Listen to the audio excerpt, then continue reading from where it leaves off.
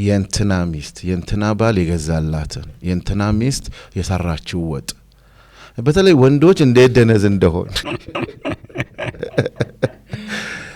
ይኸውልህ የአድናቆት መጨረሻ ሚስትህ ናት።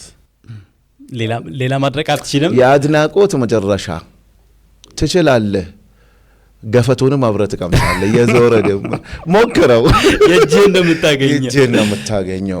እኔ ቤት መጣ አቤት የኢብሳ ሚስት የሰራችው ወጥ ተሳስታ አትበል። በቃ ቆንጆ ምሳ በላ ወይ ራትህን ፈልግ ነው ራትህን ፈልግ አይደለም እንጂ በሰዓቱ እንትን ያስቀምጡልሃል የማይበሰብስ ቦታ ላይ አታወዳድር። በጣም ሴቶች የሚጠሉት የማይወዱት በቃ አታወዳድራት። አሁን ይሄ እኮ ውድድር አይደለም፣ በእነሱ ቋንቋ ውድድር ነው።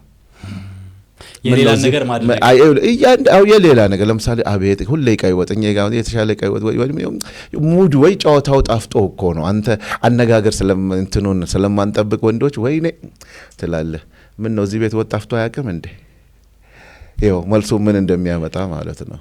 ወንዶች ደግሞ የሚጠሉት በተቃራኒ ሃኒ የኢብሳ ሚስት አያት እንደ የገዛላትን ወርቅ ወንድ እንዴት እንደሚጠላችኝ ፓርት። ምክንያቱም ሁሉም የራሱን ዓለም ነው የሚኖረው፣ በአቅሙ ነው የሚኖረው፣ እንደ ቤቱ ነው የሚኖረው።